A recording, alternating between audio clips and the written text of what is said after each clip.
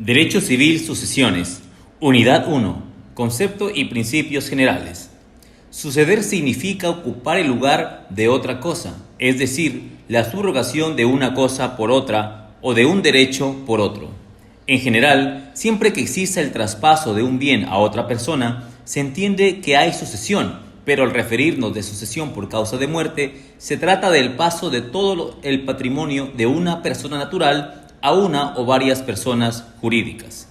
En este sentido, la REA manifiesta que el que origina la sucesión, llamado causante, de cuyos o predecesor ha de ser necesariamente una persona natural, puesto que precisamente la muerte es la condición indispensable para que se produzca este fenómeno.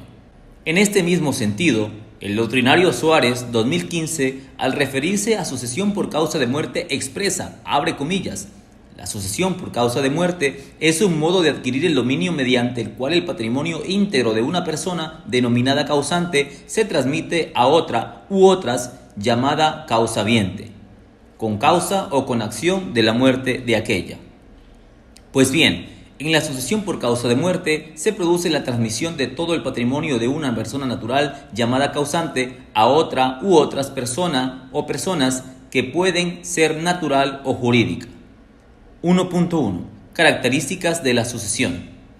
Una vez que hemos analizado la definición de sucesión por causa de muerte, es importante también que se precise sobre las características que posee esta institución jurídica. En consecuencia, el profesor Somavarría, 1988, habla de las características de la sucesión por causa de muerte, como modo de adquirir el dominio, y las resume de la siguiente manera. 2 puntos. Primero, es un modo de adquirir el derivativo. Segundo, es un modo de adquirir por causa de muerte. Tercero, es un modo de adquirir a título gratuito. Y cuarto, es un modo de adquirir tanto a título universal como a título singular. 1.2. Objeto de la transmisión sucesoria. Como ya hemos mencionado de manera muy general, que en la sucesión por causa de muerte se transmite el patrimonio de una persona, es decir, no es un traspaso cualquiera, toda vez que en esta sucesión jurídica se transmiten derechos y obligaciones con ciertas excepcionalidades, las cuales vamos a revisar a continuación. El alcance u objeto de la sucesión consiste en la transmisión de la masa o caudal de bienes y las deudas dejadas por el causante al fallecer. En este contexto, la REA 2009 expresa la distinción meramente conceptual entre herencia y caudal relicto, punto y coma. La primera expresión se refiere al conjunto de bienes que reciben los sucesores, mientras que el caudal relicto tiene directa relación con su anterior causaviente. En este sentido, el catedrático trata de explicar que existen dos puntos de vista del mismo objeto, partiendo desde la vinculación con el primer titular que le sucede por causa de muerte. Sin embargo, es menester manifestar que dicha definición puede traer algunas consecuencias, toda vez que no entran en el caudal relicto los bienes o derechos personalísimos del causante, ni tampoco se puede incluir en la herencia de bienes o derechos que no pueden pasar a ciertos herederos por la misma naturaleza de los derechos. También tenga en cuenta que existen derechos y obligaciones que son intransmisibles a los sucesores y que se los puede resumir. 1.3. El sujeto de la sucesión. Cuando hablamos del sujeto de la sucesión, nos referimos a que esta relación tiene un sujeto activo, que es el causante del cujus, anterior predecesor o difunto, y por otro lado tenemos uno o varios sujetos pasivos, llamados herederos, asignatarios, causavientes, derechohabientes y legatarios. En este sentido, debemos decir que toda persona natural con la muerte da origen a una sucesión. Se debe tener en cuenta que la presunción de muerte también es una institución que tiene como finalidad regular los efectos de la muerte, que considera casi segura, pero que no existe el cadáver para declarar el fallecimiento. Por otro lado, tenemos el sujeto pasivo de la sucesión, mismo que puede ser una persona natural o jurídica, ya que ambas pueden recibir herencia o legado, tomando en cuenta que se requiere existir y por ende no estar afectado por alguna incapacidad especial o por una indignidad de ceder. 1.4. Algunas definiciones y clasificaciones. Ahora vamos a analizar las clasificaciones que hace el Código Civil ecuatoriano. La sucesión por causa de muerte se clasifica por el título y por la forma. En cuanto al título, la sucesión se clasifica en testamentaria, intestada y mixta.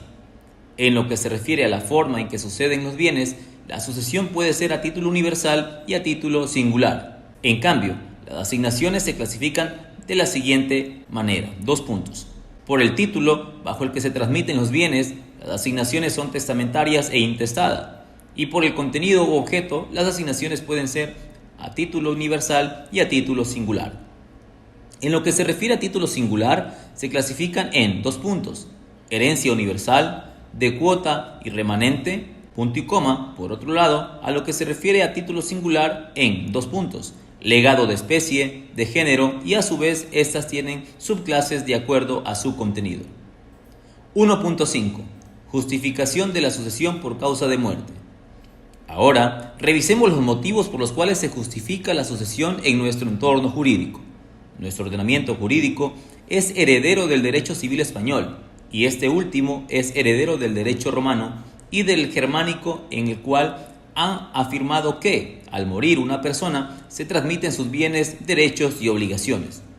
En este mismo sentido, existen criterios de autores de los diferentes países que aceptan que la sucesión por causa de muerte es reconocida por las creencias morales y religiosas y por lo tanto manifiestan que es parte de las instituciones naturales, es decir, que preexistió antes que el Estado. Con lo anotado anteriormente, podemos concluir que la sucesión por causa de muerte es un modo derivativo de adquirir el dominio que tuvo el antecesor y que éste no puede transmitir más de lo que tiene. Por lo tanto, el derecho de los sucesores proviene o deriva del predecesor. 1.6. Ley aplicable en el tiempo y el espacio. Para comentar sobre este tema, es importante mencionar que al fallecer el causante se hace la apertura de la sucesión y por lo tanto puede existir bienes en diferentes lugares del país o fuera de él, como también los sucesores pueden pertenecer a varias naciones o tener su domicilio en diferentes lugares, razón por la cual ese proceso de legalizar la herencia puede requerir de mucho tiempo.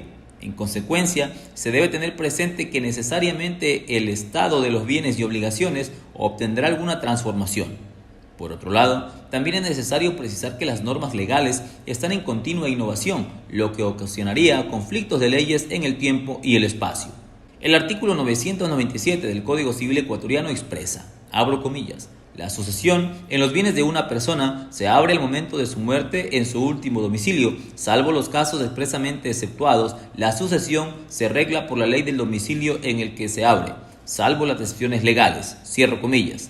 Por lo tanto, el último domicilio donde murió el causante son exactamente el tiempo y el lugar que servirá para aplicar la ley a la sucesión.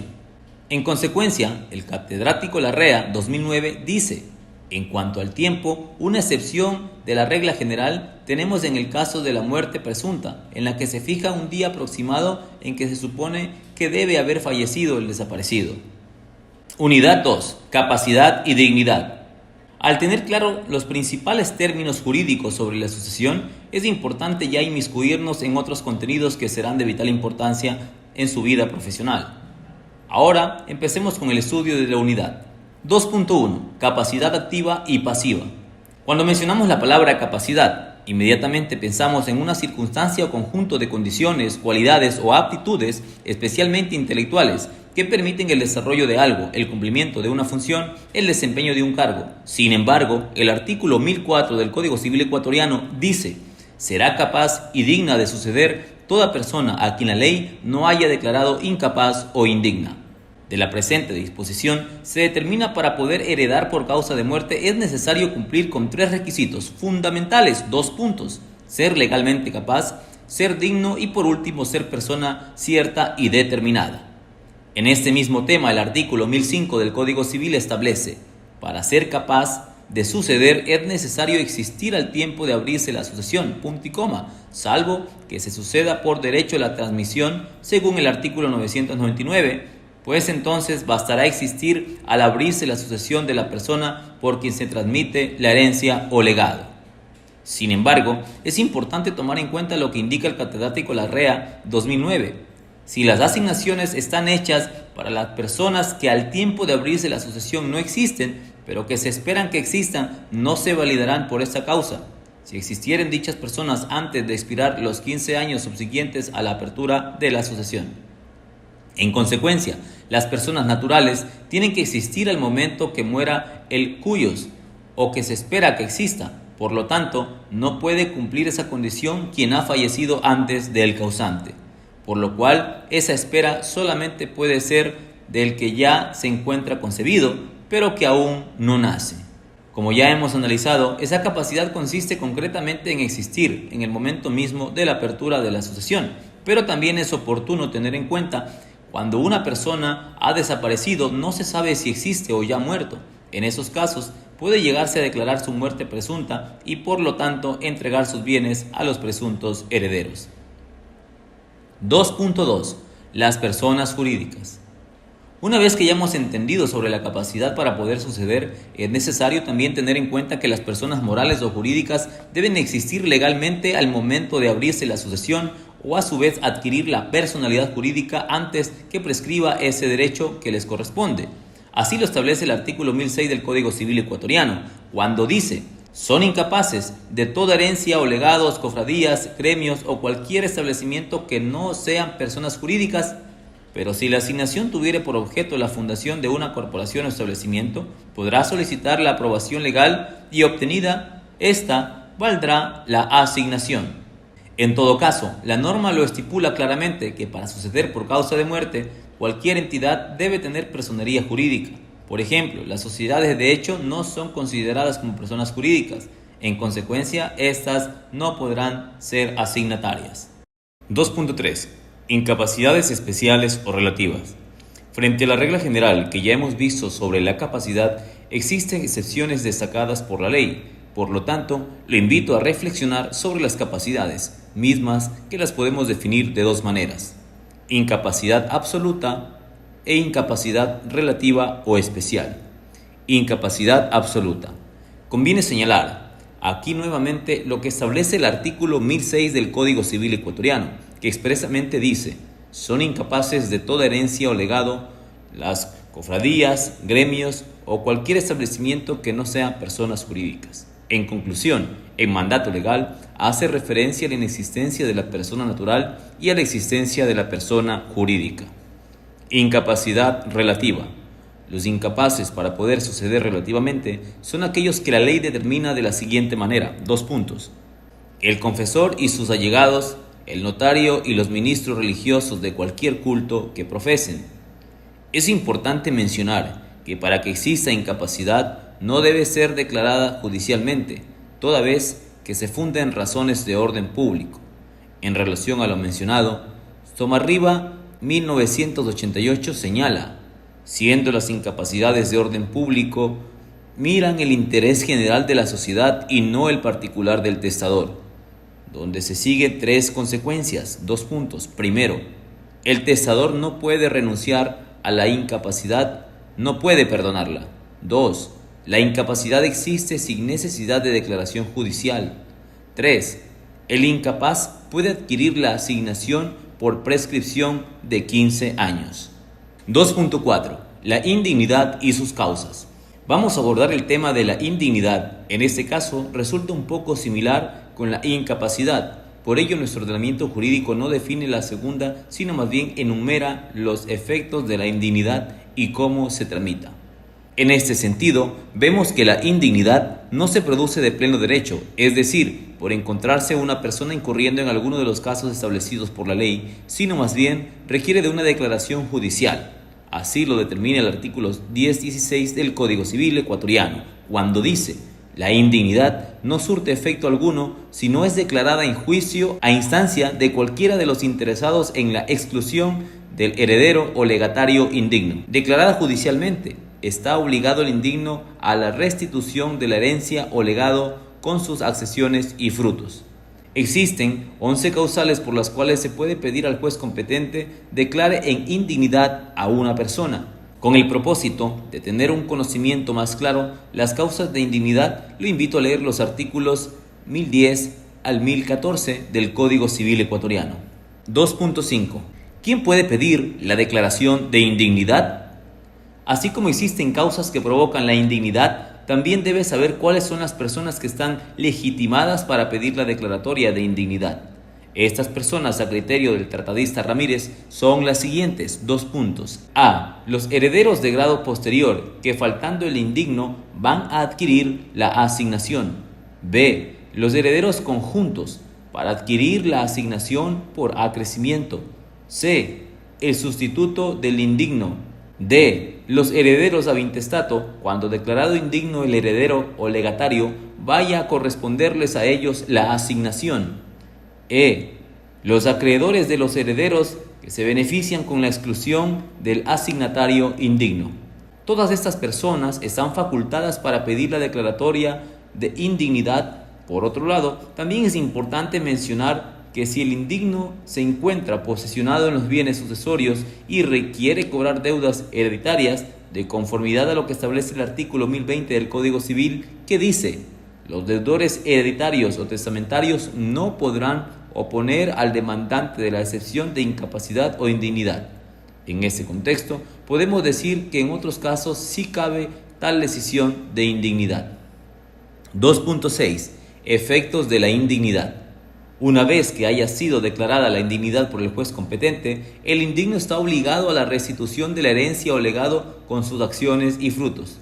En lo que se refiere a la declaración judicial, se la puede pedir apenas exista la herencia, es decir, en el momento mismo de la muerte del causante. En caso que el heredero o legatario se encuentre en posesión de bienes sucesorios, siendo indigno, asume la situación de heredero aparente con las respectivas responsabilidades. En este caso, los terceros de buena fe que hayan contratado con el heredero aparentemente no podrán quedar perjudicados, por lo que respecto de esto, el artículo 1018 del Código Civil estipula que la acción de indignidad no tiene cabida contra terceros de buena fe. Referente a esto, el doctor Larrea manifiesta: además, el mismo indigno quedará obligado a indemnizarles de los daños y perjuicios que pueda haber ocasionado a estos terceros por simple aplicación de las normas generales de la responsabilidad. Igualmente, está obligado a responder a los deterioros originados por su culpa en los bienes que, sin pertenecerle, ha estado ocupando. Como todo el que maneja bienes ajenos, deberá rendir cuentas, y el juez establecerá lo que deba satisfacer a los verdaderos herederos o personal que tengan derecho de recibir los bienes. Por último, decir que en caso de que fallezca el indigno y los bienes que recibió igualmente han pasado a sus herederos, se puede pedir contra ellos la acción de indignidad mientras no hayan transcurrido los 15 años y opere la prescripción extraordinaria adquisitiva de dominio. 2.7. Terminación de la indignidad. Continuando con el análisis de la indignidad, en este apartado vamos a analizar algo muy importante, por lo que es necesario prestar atención que el caso requiere. La indignidad es permanente en principio, sin embargo, hay que tomar en cuenta las excepciones que la ley instituye, como perdón del ofendido y la prescripción. Unidad 3. La sucesión intestada. Al finalizar las unidades número 3 y 4, el estudiante estará en la capacidad de distinguir la sucesión testada e intestada o ad intestato.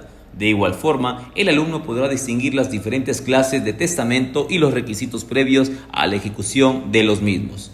Sucesión intestada. La sucesión intestada surge espontáneamente de las personas que se encontraban más vinculadas al difunto, quienes por esa relación familiar se hacían herederos de sus bienes, derechos y obligaciones.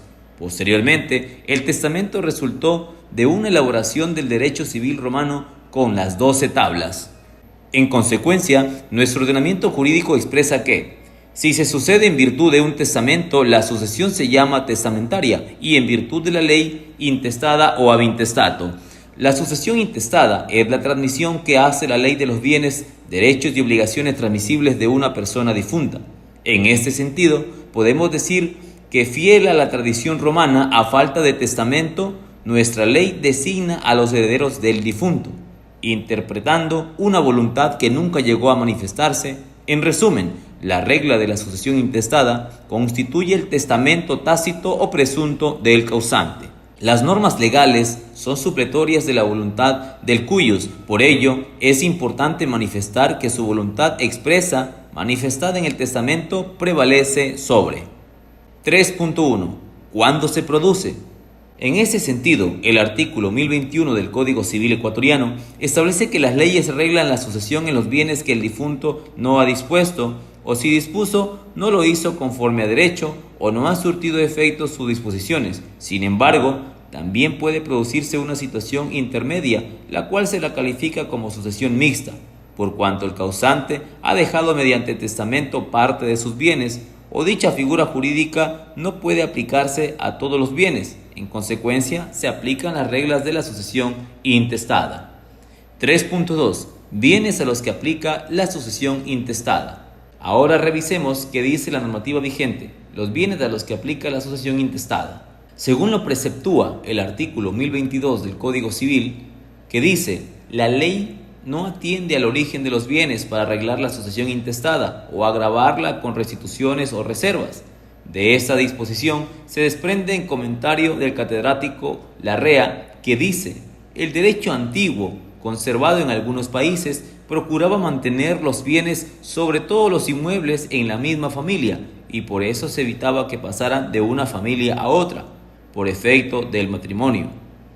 Esta situación se produce principalmente en dos circunstancias, dos puntos: cuando un padre o abuelo ha donado bienes al descendiente y éste muere antes que el donante sin dejar sucesión. Los bienes donados no se repartirán entre todos los ascendientes, sino que regresaban a quien los donó. El otro caso notable se refiere a la persona casada que fallece, dando origen a una sucesión en la que no entraban los entenados u otros parientes del marido o mujer. También la adopción da origen a situaciones en las que los bienes pasan a personas de distinta familia y en ciertos lugares se limita esta posibilidad. 3.3. Igualdad en la sucesión. Estimado estudiante, es momento de conocer la forma en cómo heredan los familiares del causante dentro de la sucesión intestada, lo cual abordaremos seguidamente. El artículo 1035 del Código Civil expresa: los extranjeros son llamados a las sucesiones ab intestato abiertas en el Ecuador, de la misma manera y según las mismas reglas que los ecuatorianos. De igual manera, el artículo 36 del mismo cuerpo legal establece: en la sucesión ab intestato de un extranjero que fallezca dentro o fuera del territorio de la República, tendrán los ecuatorianos, a título de herencia, de porción conyugal o de alimentos, los mismos derechos que, según las leyes ecuatorianas, le corresponderían sobre la sucesión intestada de un ecuatoriano. Los ecuatorianos interesados podrán pedir que se le adjudique en los bienes del extranjero existentes en el Ecuador todo lo que les corresponda en la sucesión de dicho extranjero. Esto mismo se aplicará, en caso necesario, a la sucesión de un ecuatoriano que deja bienes en país extranjero. Esto quiere decir que, siendo llamados los extranjeros de la misma forma que los ecuatorianos, estos últimos tendrán la posibilidad que se les transmita los bienes, derechos y obligaciones en las mismas condiciones de los primeros, en caso que existan en dicha sucesión. Para la relación jurídica relacionada con los extranjeros o con los ecuatorianos que viven en el exterior, que aplicar primeramente las convenciones internacionales. También es importante tener en cuenta que los problemas más graves que presentan cuando existen elementos de conexión con países que no se encuentran vinculados con nuestro país por ningún tratado aplicable de esa materia. 3.4. Sucesión por derecho personal y por representación. A continuación, trataremos un apartado muy importante dentro de la sucesión intestada, siendo necesaria su atención para la comprensión del mismo. En la sucesión intestada existen dos formas de suceder, ya sea directamente o sea por derecho personal de quien la recibe, o bien sea por representación. Referente a la palabra representación, el artículo 1024 del Código Civil manifiesta: la representación es una ficción legal en el que se supone que una persona tiene lugar y por consiguiente el grado de parentesco y los derechos hereditarios que tendría su padre o madre, si éste está o no quisiese o no pudiese suceder. La sucesión personal, unidas por estas relaciones familiares, están obligadas a una solidaridad mutua, a apoyarse en todas las necesidades. En este sentido, el catedrático Larrea expresa: las dos expresiones no se contraponen, sino que más bien se complementan.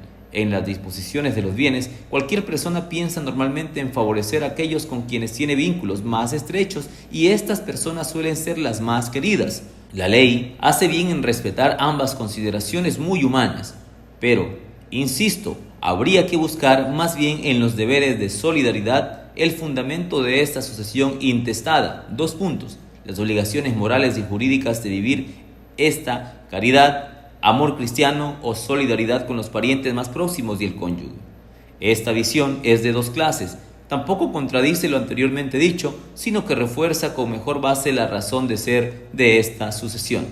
En la práctica, usted se encontrará con estas dos formas de recibir la herencia. Le invito a que tenga presente las características de cada una de ellas.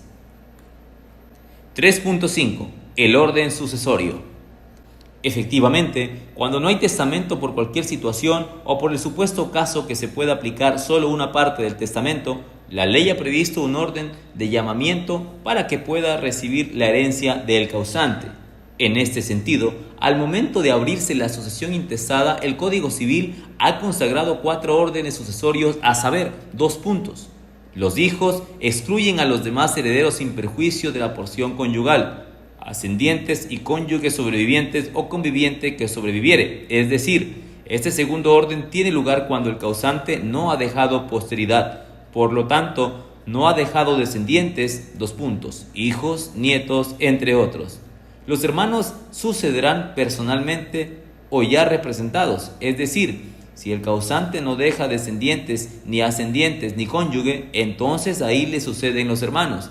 Y en cuarto lugar de sucesión le corresponde al Estado, mismo que tiene lugar a falta de los herederos ab intestato designados en los 3 órdenes anteriores. 3.6. Sucesiones mixtas. Continuando con sus estudios, en el presente apartado trataremos sobre la sucesión mixta. Le pido que siga con la misma aptitud de estudio. Puede ocurrir el caso que la sucesión de una persona puede ser por una parte testamentaria y por otra intestada, surgiendo de esta manera lo que se conoce como sucesiones mixtas. Para ello, lo invitamos a leer el artículo 1034 del Código Civil ecuatoriano. Ahí contienen algunos pasos que regulan este tipo de situaciones jurídicas. Unidad 4. El testamento y su clasificación.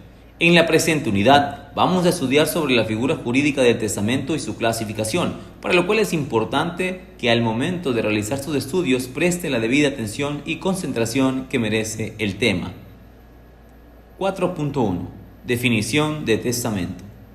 Nuestro ordenamiento civil ecuatoriano tiene como antecedente inmediato el Código Civil chileno, obra del venezolano Andrés Bello, que inspirado en la normativa española y otras leyes europeas, plasmó su aprendizaje sacando como fruto el Código Civil ecuatoriano y en consecuencia el testamento, que es lo que nos ocupa en esta unidad. El testamento es una institución jurídica que ha sido definida legal y doctrinariamente. Así, nuestro Código Civil en su artículo 1037 expone que, el testamento es un acto más o menos solemne en que una persona dispone de todo o de una parte de sus bienes para que tenga pleno efecto después de sus días, conservando la facultad de revocar las disposiciones contenidas en él mientras viva. En efecto, así como el derecho común, nuestro Código Civil distingue una sucesión basada en la voluntad del causante y otra legal o independiente de ella.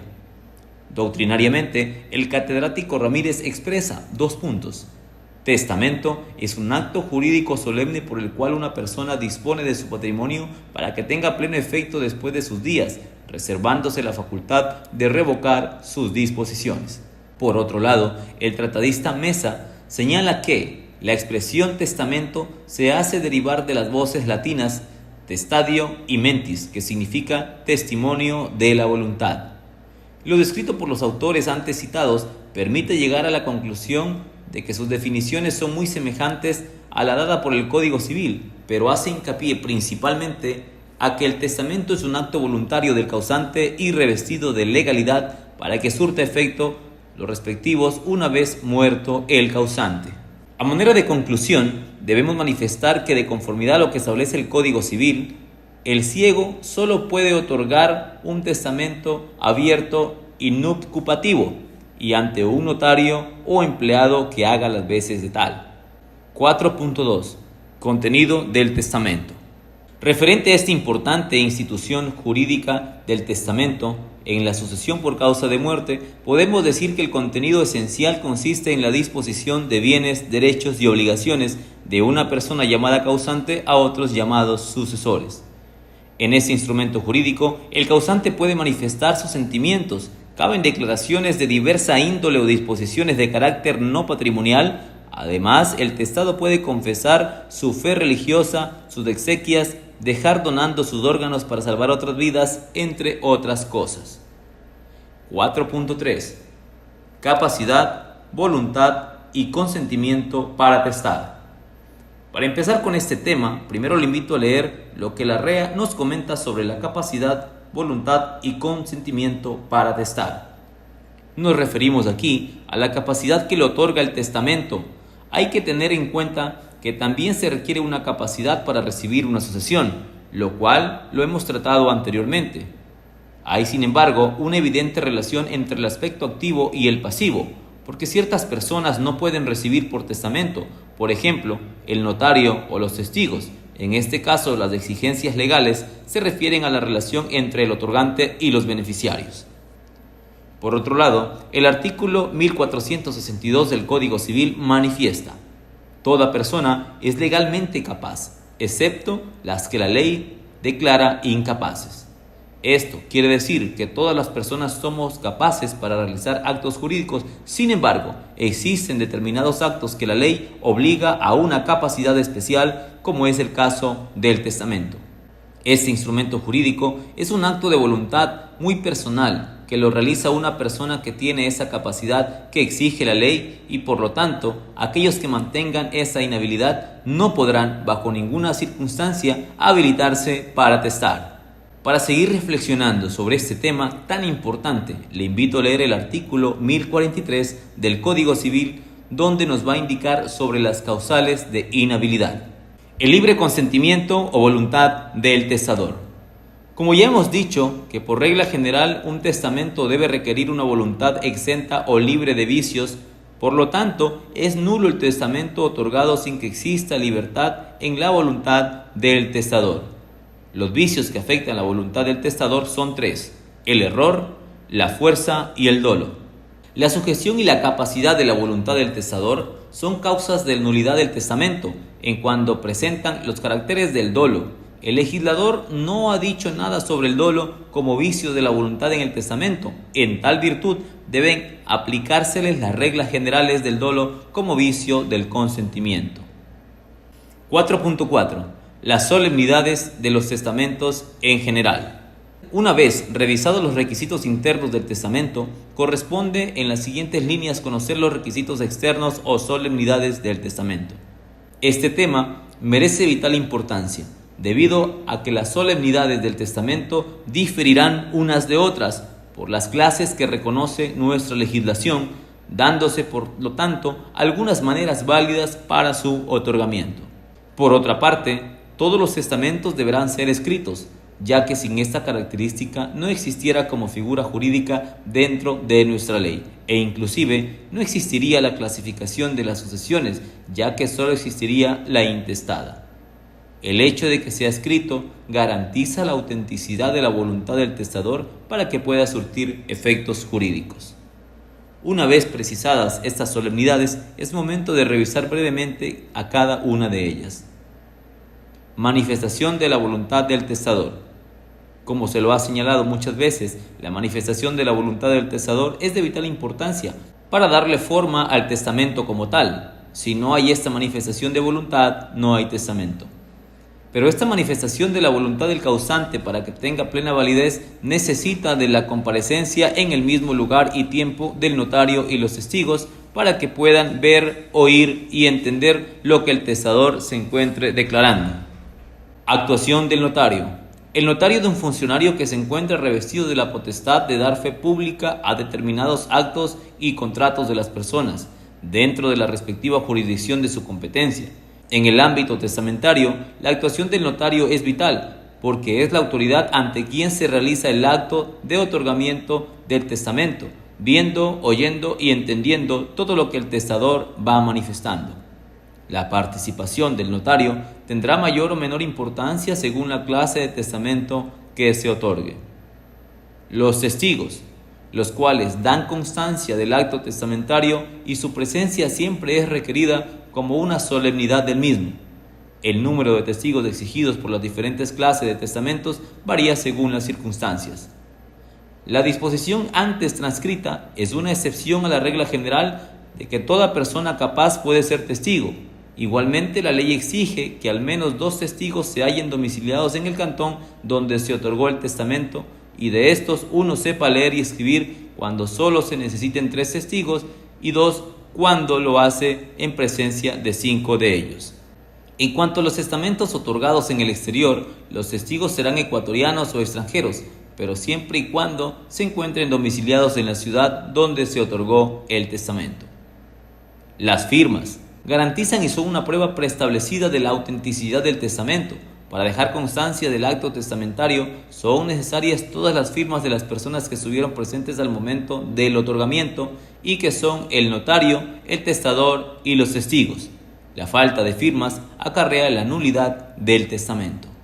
Lugar y fecha. Este es un elemento muy importante porque permite evidenciar si el testador tenía la capacidad para otorgar un testamento, la competencia del notario u otro funcionario y la capacidad de los testigos. El hecho de señalar lugar y fecha corresponde preferentemente al notario y, en su ausencia, a los testigos. Es obvio que el testamento, por ser un documento o instrumento público, debe contener obligatoriamente el lugar y fecha. 4.5. Requisitos previos a la ejecución. Corresponde ahora conocer la manera clara y concreta de los requisitos previos a la ejecución del testamento, la cual viene dada por una serie de actos jurídicos que son: 4.6. Eficacia del testamento. Un testamento es eficaz cuando surte los defectos jurídicos contenidos en él, pero pierde su eficacia cuando existen las siguientes causas. Primero, por revocación del testamento. Segundo, por destrucción, pérdida u ocultamiento del testamento. Tercero, por caducidad del testamento. Cuarto, por incapacidad o indignidad de los sucesores. Quinto, por no aceptación o repudio del testamento por parte de los asignatarios. No se debe olvidar que la acción reformatoria del testamento limita la eficacia del testamento.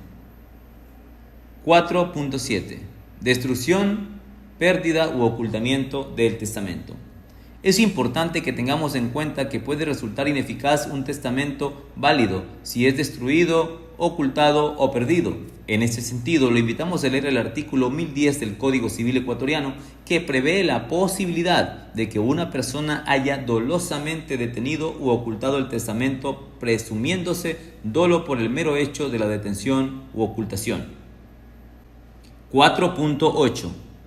Clasificación del testamento. 2 puntos. Solemne o privilegiados y el otorgado en el extranjero.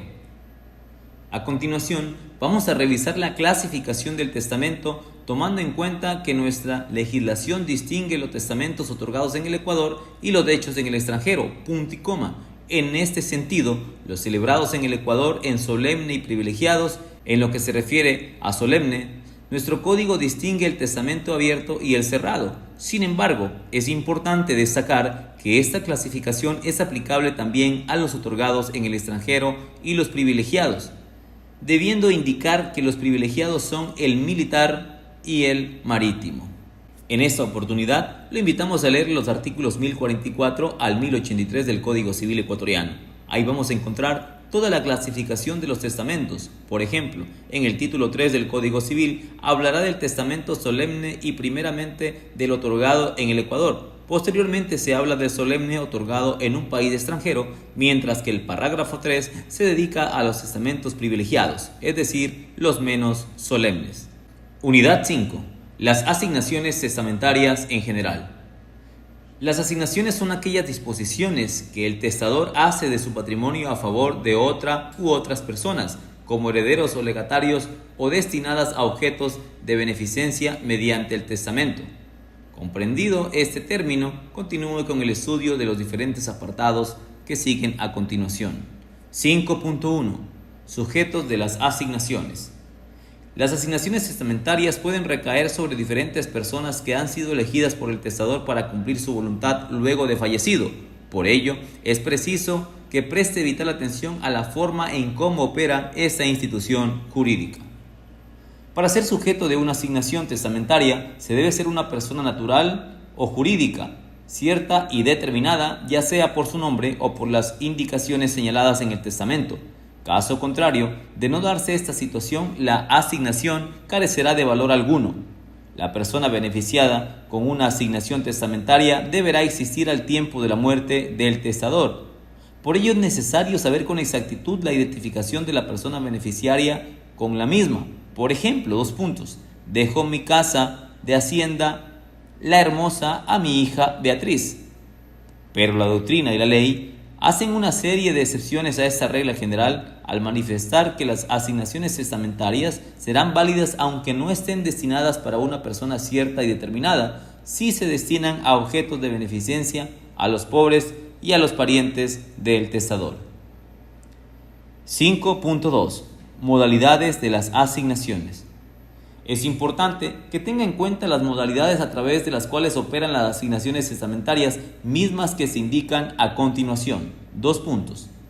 Las asignaciones testamentarias dependen mucho de la voluntad del testador, en el sentido de que es él quien señala los beneficiados y los bienes que serán para cada uno de ellos. Por ello, esas determinaciones deben de carecer de error alguno, así como de ambigüedades que impidan el cumplimiento de la asignación. Pese a ello, puede darse el caso que exista un cierto margen de indeterminación originada por el mismo testador al momento de disponer de sus bienes, al no llegar a concretar a quién se deja un determinado bien, como en el caso de un legado que consiste en un premio para el ganador de un concurso, o en el caso de la creación de un invento, etc. Hay que destacar que no tendrá valor alguno aquella asignación testamentaria dejada a un grado de indeterminación tal que dependiera completamente del árbitro ajeno. 5.3. Objeto de las asignaciones. Continuando con el estudio de las asignaciones testamentarias, ahora nos adentraremos en el objeto que persigue.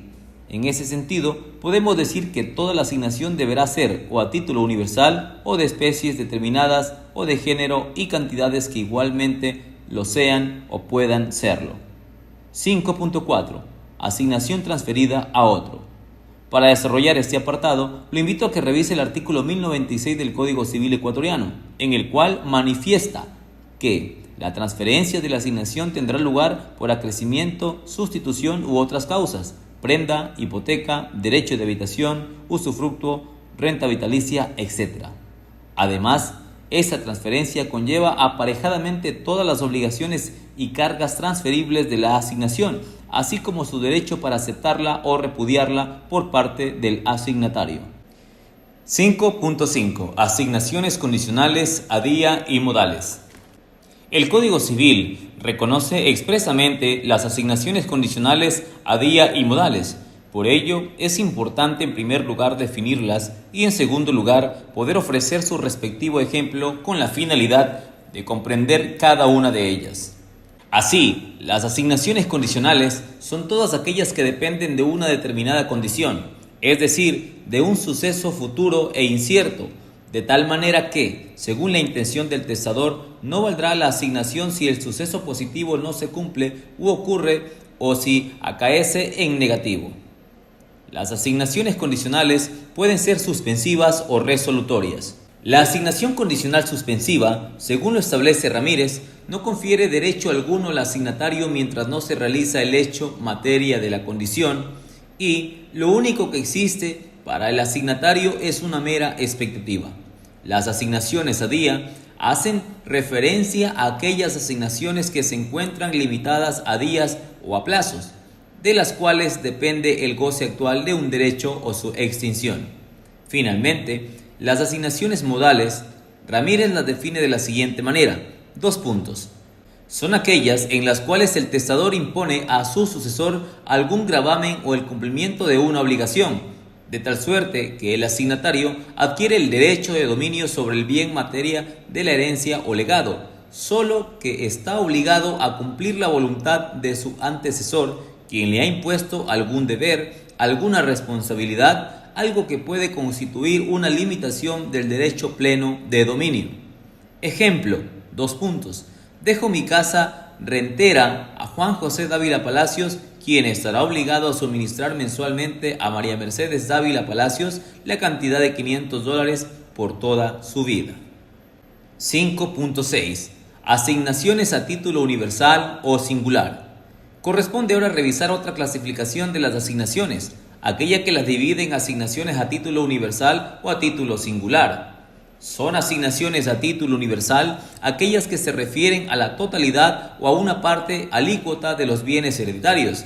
Estas asignaciones también se las conoce con el nombre de herencias, y a las personas que las reciben se los designa bajo el nombre de heredero. Ahora, estos herederos pueden ser de tres clases. Primero, herederos universales. Son todos aquellos que se les asigna la totalidad de los bienes. Ejemplo, dejo mis bienes a Karen Armijos Campoverde. Segundo, herederos de cuota. Son aquellos que se les ha asignado una parte o alícuota de los bienes del testador. Ejemplo, asigno una quinta parte de mis bienes a Pedro y otra quinta parte a José. Tercero, herederos de remanente. Son aquellas personas que se les asigna lo restante de los bienes del testamento una vez realizada todas las disposiciones. Ejemplo, asigno mi automóvil a Juan, dejo una cuarta parte de mis bienes a Pedro y como heredero del remanente asigno a Diego. No se debe olvidar de que todos los herederos se representan al causante en todos sus derechos y obligaciones. Unidad 6. Las donaciones revocables. 6.1. Analogía, concepto y finalidad. Con el propósito de asimilar bien los conocimientos, es indispensable que primero comprenda el significado de donación para luego avanzar en el análisis de cada una de sus clasificaciones. Por consiguiente, lo impulso a seguir estudiando con más ahínco, ya que solo con esfuerzo y perseverancia se puede llegar a alcanzar las metas planteadas. Donación. Según el Dr. Ramírez, manifiesta: donación es la acción de liberalidad, generosidad o desprendimiento por el cual una persona otorga algo gratuitamente sin retribución alguna a favor de otra que lo necesita y acepta de manera voluntaria.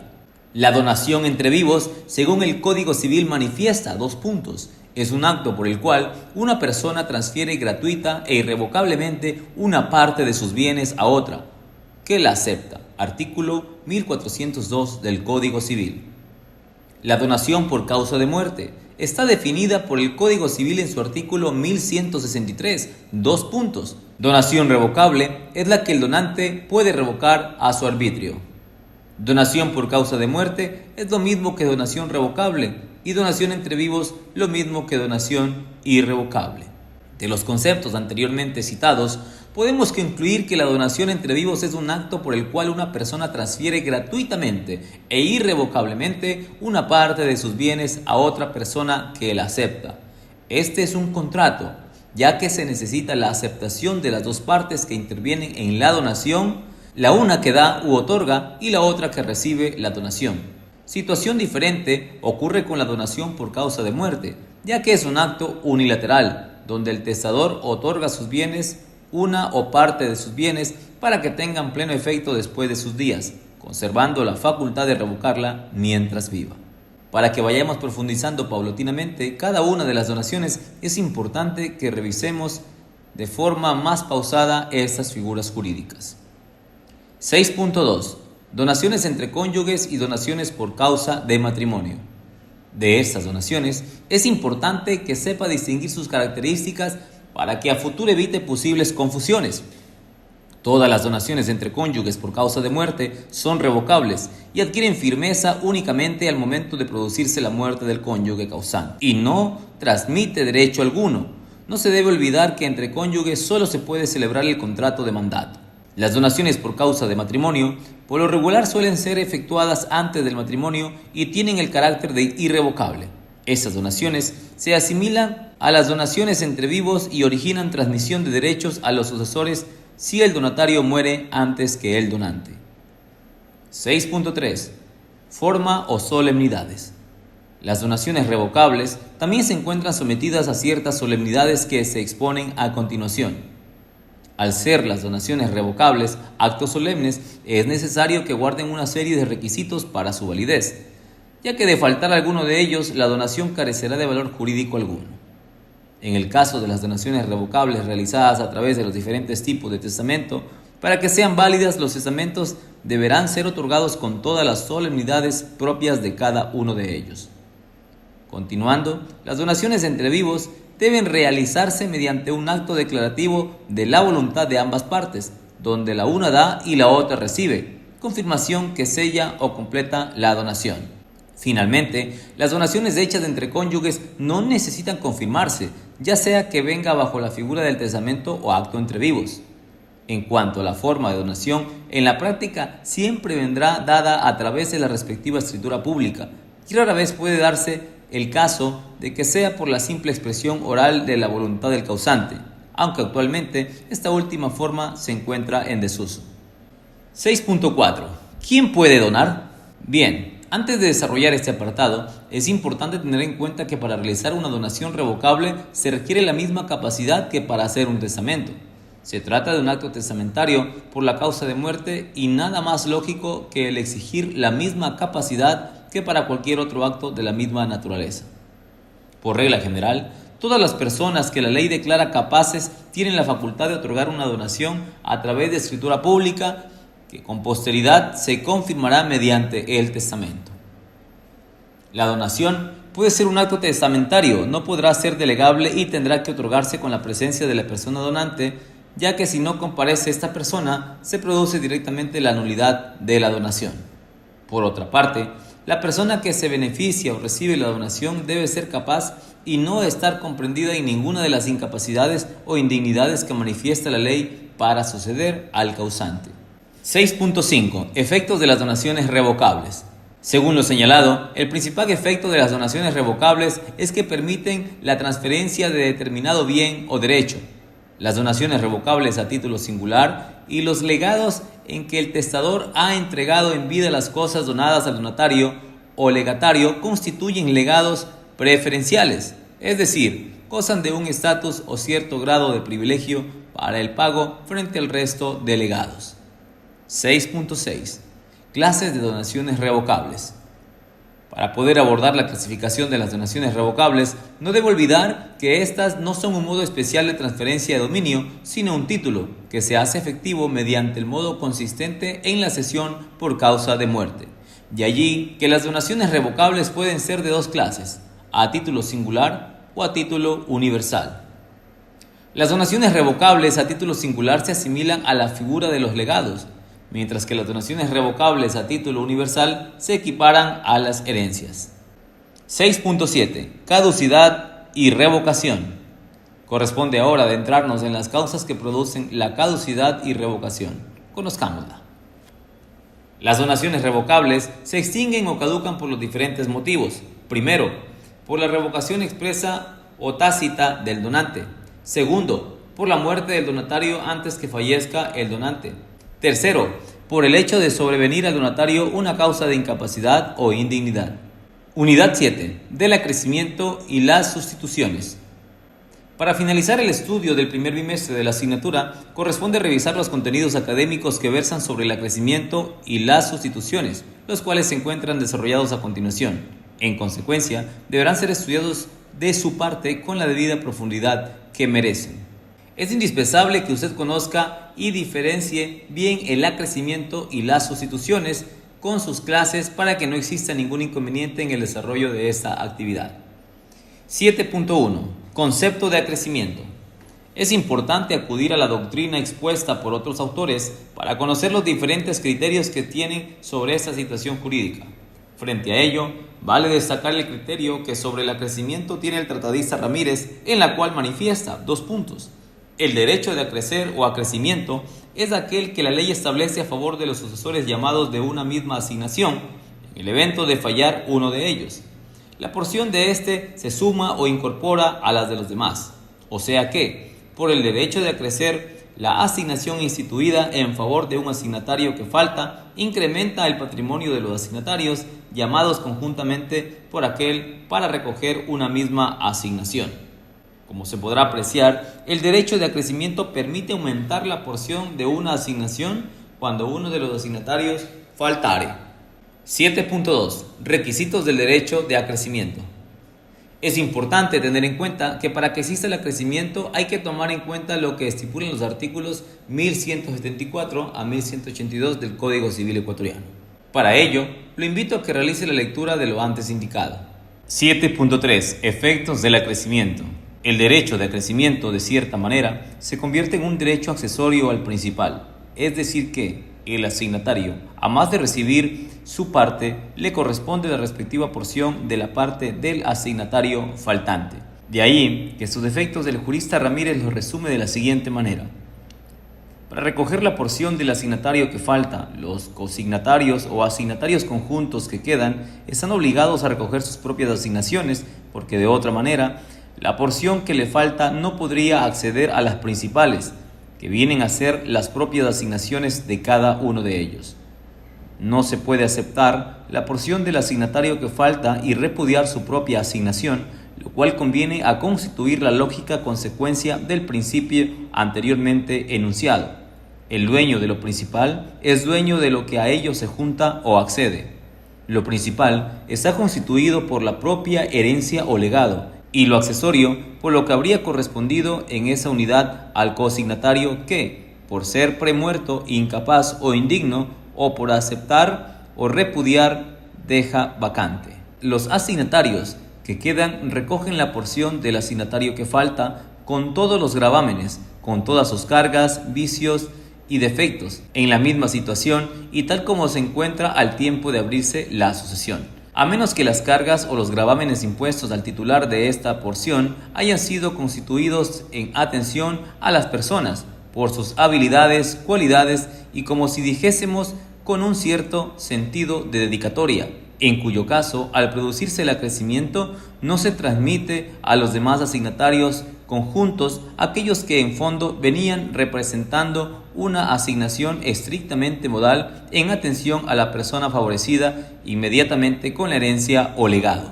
En conclusión, lo que podemos decir es que el derecho de acrecimiento se puede ceder y aceptar o repudiar libremente. No está obligado el cosignatario a recibir el aumento que le sobreviene por falta de otro coasignatario. 7.4. Sustitución, definición y clases. La sustitución, según la manifiesta Ramírez, es el acto jurídico por el cual el testador designa a una persona para que le reemplace al asignatario, si éste llegara a faltar por cualquier causa o se cumpla la condición y reciba la asignación. La figura jurídica de la sustitución es de carácter preventiva, ya que el testador, al momento de redactar el testamento, prevé la posibilidad de reemplazar al asignatario principal por otro en caso de que éste llegare a faltar por alguna causa o razón. No olvide que las reglas de la sustitución se aplican también a las donaciones entre vivos. Por otra parte, corresponde conocer también las clases de sustitución y en este sentido, el artículo 1183 del Código Civil nos señala que la sustitución puede ser vulgar o fideicomisaria. Desde el aspecto legal, la sustitución vulgar es concebida como aquella que se nombra a un asignatario para que ocupe el lugar de otro que no acepte o que, antes de diferirse la asignación, llegue a faltar por fallecimiento o por otra causa que extinga su derecho eventual. No se entiende faltar al asignatario una vez que aceptó, salvo que se invalide la aceptación. Artículo 1183 del Código Civil. En cambio, la sustitución fideicomisaria, según el Código Civil, es aquella que se llama a un fideicomisario que en el evento de una condición se hace dueño absoluto de lo que otra persona poseía en propiedad fiduciaria. Este tipo de sustitución se nombra bajo las disposiciones relativas a la propiedad fiduciaria. Artículo 1191 del Código Civil. 7.3. Requisitos de la sustitución. A continuación, vamos a revisar los requisitos de la sustitución, los cuales son importantes para dar vida a esta figura jurídica. Para que tenga lugar la sustitución, es necesario que medien los siguientes requisitos. 2 puntos. Primero, que se trate de una sucesión testamentaria. Segundo, que sea expresa. Tercero, que falte el asignatario que va a ser sustituido. 7.6. Efectos de la sustitución. Por obvias razones, toda institución jurídica genera o trae aparejados sus efectos y la sustitución no es la excepción. Por ello, se pasará a revisar los efectos que produce. El único efecto que trae aparejado la sustitución radica en el hecho de que una persona que no estaba prevista reciba directamente la asignación testamentaria, desapareciendo el intermediario, es decir, el primer llamado a la misma. El sustituto, al recibir la asignación, lo hace con todas sus cargas y obligaciones transferibles, aunque el testador puede modificar esta situación según sea su voluntad. Finalmente, los nombrados sustitutos solo adquieren estos derechos al momento de que se les difiere la asignación.